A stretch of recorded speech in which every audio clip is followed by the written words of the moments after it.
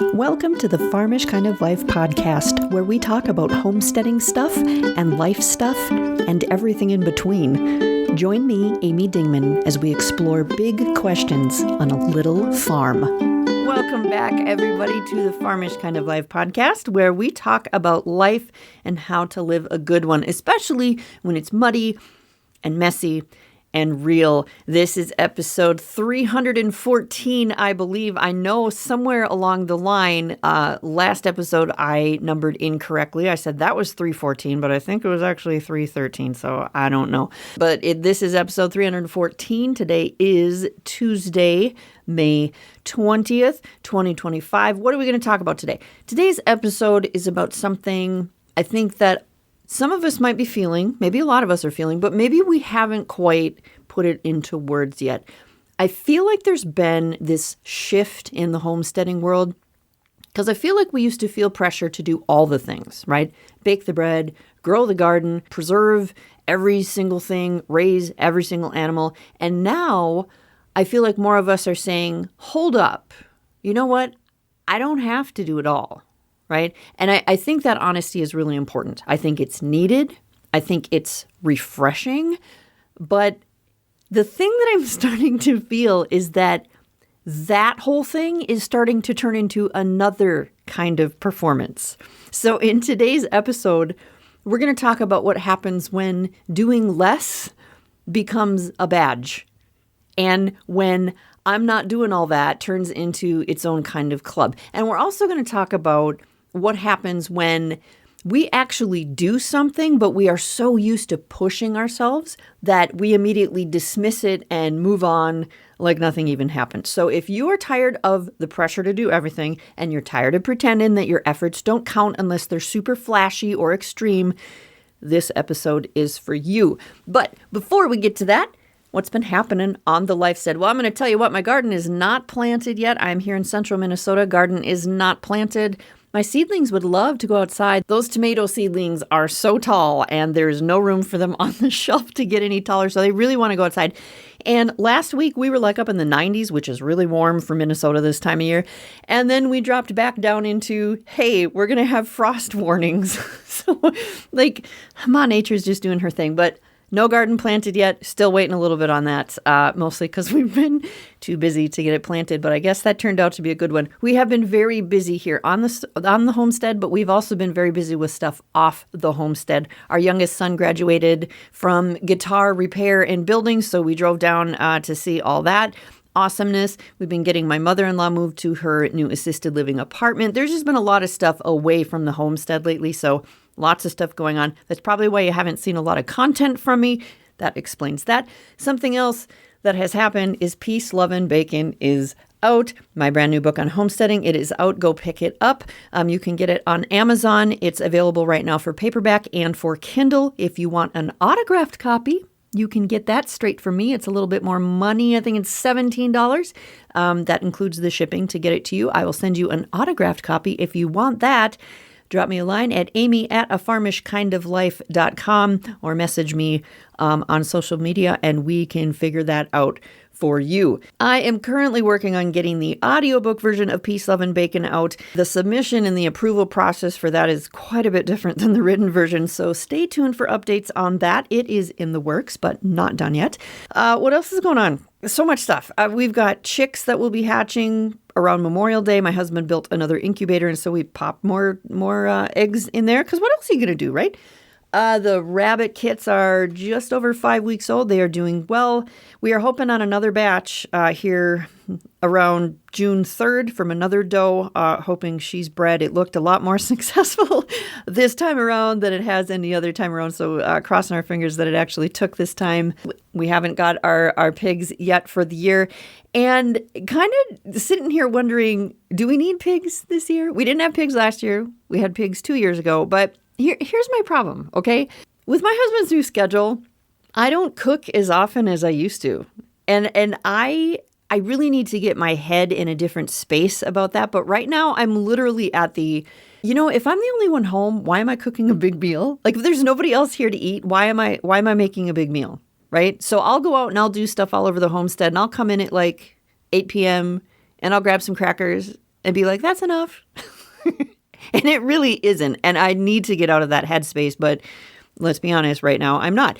And so it's something that I'm working on. And I really need to switch from, I'm going to cook a meal for people to eat right now, to I'm going to cook food so it's available as leftovers when people have time to eat. That's been a little tricky for me to switch over to, but that is the life stage we are in right now, so I need to get with it. Anyway, with that, let's head over to the main topic and talk about the pressure to do all the things and the pressure to not do all the things and what the heck we are even actually doing. So here is something that I have been noticing, and maybe you've seen it too. I feel like there's been a shift in the homesteading world. I feel like we've gone from this like pressure to do all the things, grow it all, make it all, preserve it all, to this new vibe of you don't have to do it all. And honestly, I love that. I love that more people are being honest. I love that they're saying, yep, this bread is from the store. I didn't bake it. I love that people are saying, you know what? I didn't get the garden in this year. I love that people are saying, you know what? I was too tired to cook, so we ordered pizza. I love that people are finally saying those things out loud. I love that people are being honest about it, because when I started homesteading, if that's what you want to call it, that was not the vibe. Because back then there was this very real push to do it all. If you didn't bake your own bread, if you didn't have a pantry full of home canned everything, if you didn't have 46 projects going on at once, it kind of felt like you were playing homesteader, like you weren't really a homesteader. And that's just how it felt back then. And sometimes, let's be honest, it can still feel that way, because somehow homesteading, or anything actually, can turn into this weird competition that nobody really meant to enter, but they're in it. They realize, they're kind of in it. You'll start with like, oh, I made this bread from scratch and I'm so proud of myself. And then you'll have someone say, oh, well, did you use organic flour? Because I used organic flour I bought from the co-op. And then you'll have someone else say, oh, yeah, well, I fresh milled mine at home. Okay. And then you'll have somebody else who'll be like, that's really cool, but I grew the wheat myself and I threshed it with a flail that I carved from a tree that I planted as a seed. That's almost what it can feel like. And you're just standing there saying, okay, does anybody have any bread that I can use to make a sandwich? Like, really, that's all I care about. It is wild how fast something simple and something that's supposed to feel grounding, or like whatever you want to call it. It's crazy how fast that can turn into like a ladder that you're trying to climb, or like there's always another level you're trying to get to. And it's never enough to just do the thing in the way that works for you, because there's someone reminding you, oh, well, I did it this way. I grew my own wheat. You're not really doing the thing unless you're doing it all yourself, And I don't get that, because this whole simple life thing, people get into it because they want to like slow down, and it's supposed to nourish you and it's supposed to fill you up and all that. And it's almost been turned into 52 reasons to feel like you're not doing enough. And that's so ironic that we would have this so-called simple life, but it's making so many of us feel like we're failing or we're falling behind. So yeah, seeing people be more open and saying, you know what, harvest day is chaos and I forgot to put stuff in the crock pot. So you know what, we ordered pizza and I called it good and that's how we ate. I love that people are saying that. But lately, I have noticed that even that is starting to turn into a thing. Like now we're performing, not doing the things. It's like we're collecting a new kind of badge. Like, oh, I don't bake bread anymore. I don't do sourdough. Like, I just don't do it because it's stupid. Like, who would do that? Or I don't pressure can anything now. Like, I don't even do it. Or I'm totally over all of that. I just do nothing now and it's amazing. I mean, that's not what it is. But you know what I mean? And don't get me wrong. If you are genuinely in a season of rest or rebuilding or letting stuff go, that is awesome. It's beautiful. And you don't owe anybody a performance. But that's kind of the point, right? Whether you're doing everything or you're doing less, it's not supposed to be a performance. It's not supposed to be another club with its own rules and its own expectations and its own like super quiet judgment. So that's what I want to talk about today. Not just the pressure to do it all, but also the weird pressure that's creeping in around not doing it all. And can we maybe learn to live somewhere in the middle? So here's where it starts to get a little weird. There's this message of you don't have to do all the things, and it's starting to gain traction. And again, I love that. I love that. But now it's almost like it's starting to tip over into this vibe, or I don't know what you want to call it. Like it's becoming its own kind of cool kid club. And I know this is starting to be a thing for lots of reasons, but like I'm literally seeing people making parody videos of homesteaders who are doing all the things. And I don't know if you've seen any of these videos, and some of them are hilarious. If you can learn to laugh at yourself, they are hilarious. I have laughed. I have shared them with people. But also, like seeing all these videos, that's when I realized we have officially entered the phase where it's not just about honesty anymore. It's a thing to do content off of, right? It's about identity performance. And the problem with that is now we're going to get to a place where people are going to feel like they have to choose a side. Like either you're the person who's still doing all the things and you're pushing hard, or you're the person who's loudly not doing them and you're kind of proud of how over it you are. And it's crazy because I have started talking about things I'm not doing anymore. You know, I made the messy barn post. I've talked about how, and I didn't talk about this on the podcast. This was on social media. I talked about how we don't eat dinner around the dinner table. We haven't for years. It just doesn't work with our life. And I talk about these things, and they're very honest, and people get really excited and feel like, oh, good, it's not just me. But it's almost like there are places where that kind of content has turned into its own kind of thing. And I want to be really careful to not make everything that I'm doing here into that kind of thing. I don't want to become that content creator that's just like everything that I'm saying is, you know what, I don't even bake bread anymore. I just buy it at the store. And people who bake bread are stupid. You know, like I don't want it to become that thing. But I feel like with some people, it's starting to become that thing. And now we're just like making these different clubs that we belong to. And again, if your actual season is that you are slowing down to catch your breath, you're in a phase of letting go, and you're like, you know what? I have decided I don't need to can all the things. I support the hell out of that. But what I am seeing now is that slowing down is becoming its own kind of performance. And that's silly, you know? Like, look how chill I am. Look how much I don't care. Look how much I don't know about what's going on in the world. I don't even care. Look how far I've evolved past sourdough starters. Do you love the voice that I pull out when I do these characters? But here's what it brings me to. It brings me to my favorite metaphor for stuff like this. This is what I was thinking of the other day. High school. High school, you guys. Like you go to high school, okay, and I may be talking a little bit about myself here, so, you know, take what you want from this, but you start out feeling like you don't really belong with the cheerleaders. You know, you're not preppy enough. You're not pretty enough. You're not shiny enough. You're not into that. So you got to figure out your club, right? And so you kind of start watching the goth kids, right? The alternative kids. And I don't know when you went to high school, everybody's got their own groups and their own labels for all the different groups. So, you know, make this fit for when you went to high school. But for me, it was, you know, the alternative kids, right? The goth kids. This was before emo, right? But at first, it feels great. You're like, oh, I'm with the alternative kids now. Finally, I have a place where I don't have to try so hard. I don't have to like put on all my makeup and just be pretty and, you know, try to fit in with all these other people. Like I found my people and I don't have to try so hard anymore. But pretty soon you realize those goth kids, those alternative kids, they have rules too. Because if you wear the wrong boots, or God forbid you smile too much or you care too much about something, suddenly you don't belong there either.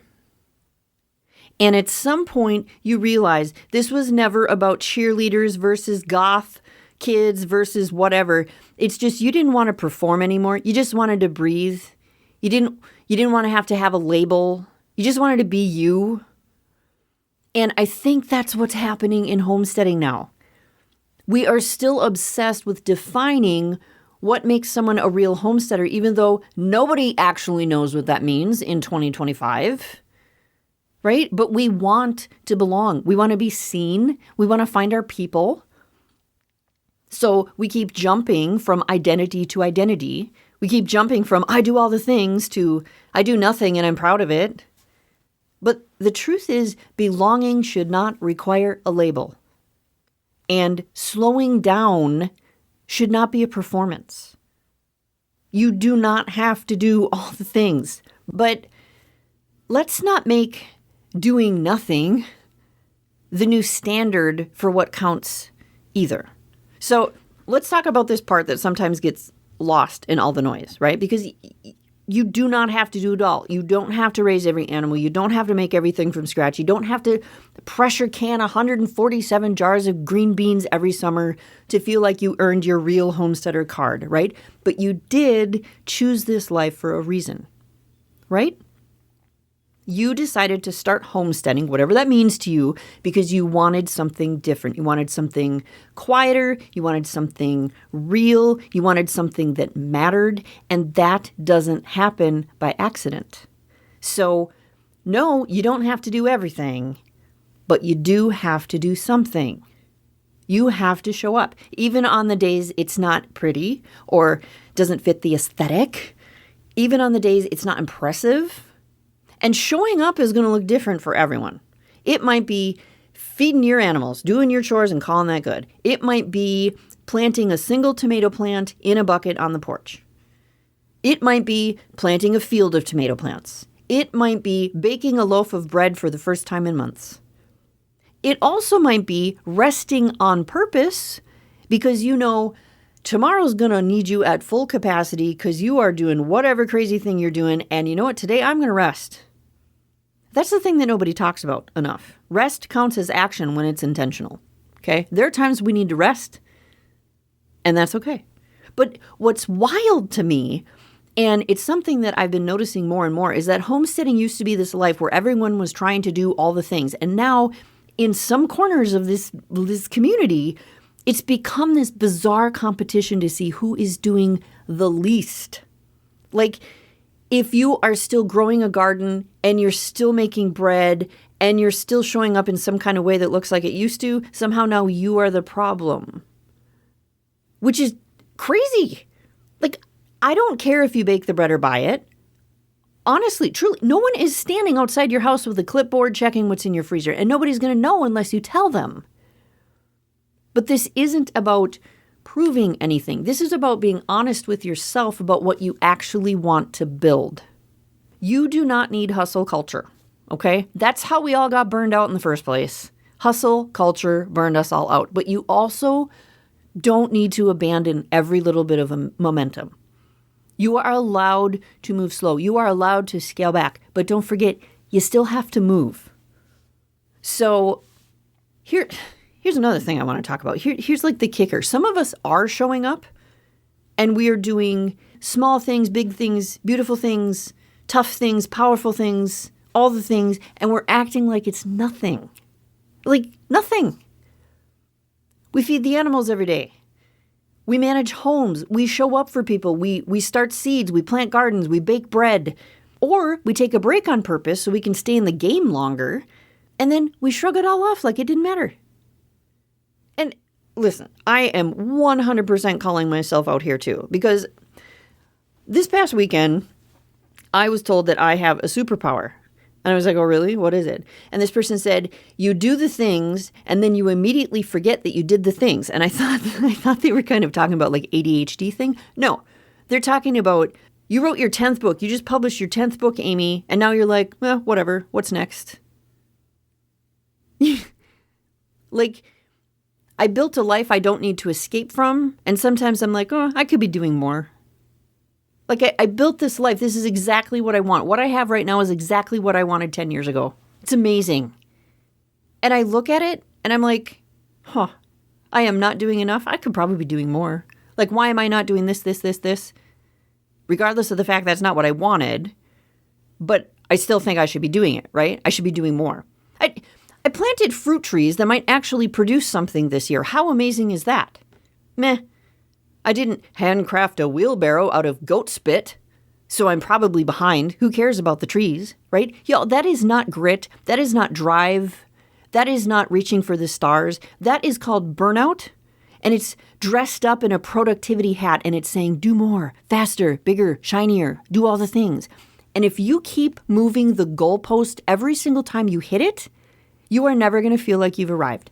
You're just going to keep running and you're going to be tired and resentful and numb, and we have to stop that. Because here's the thing, you don't need a trophy, you don't need confetti, you don't need ribbons, you don't need all the applause, you don't need all that, but my God, stop pretending like what you've done doesn't count. Just because it wasn't dramatic or public or perfect.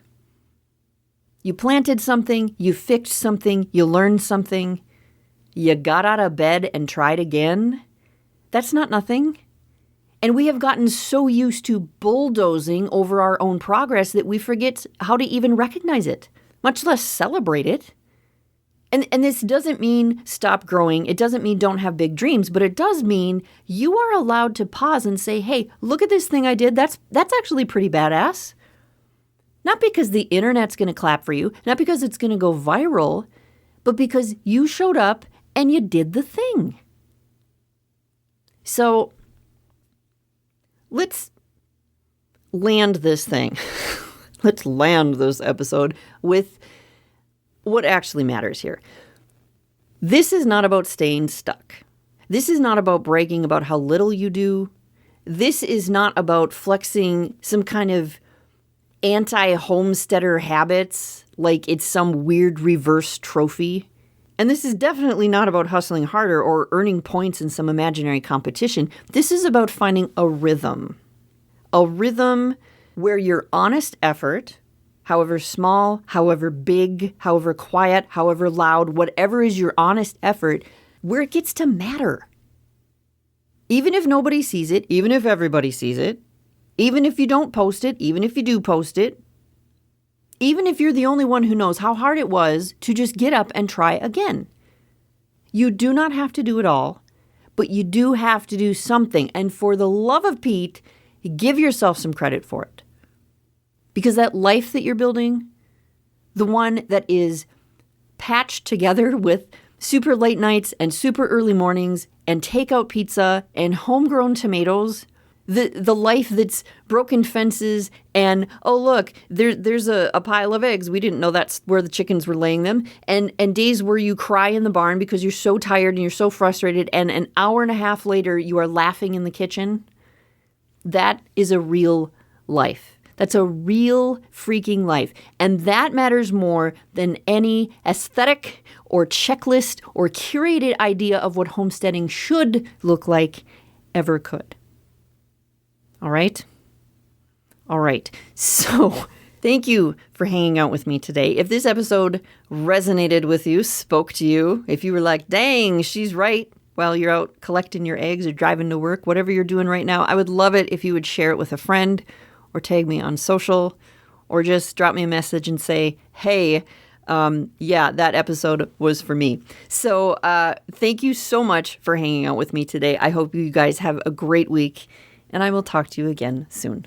Hope you enjoyed the show today. To continue the conversation, visit our website at afarmishkindoflife.com, find A Farmish Kind of Life on social media, or drop me an email at amy@afarmishkindoflife.com. Peace, love, and bacon, y'all. Stay farmish.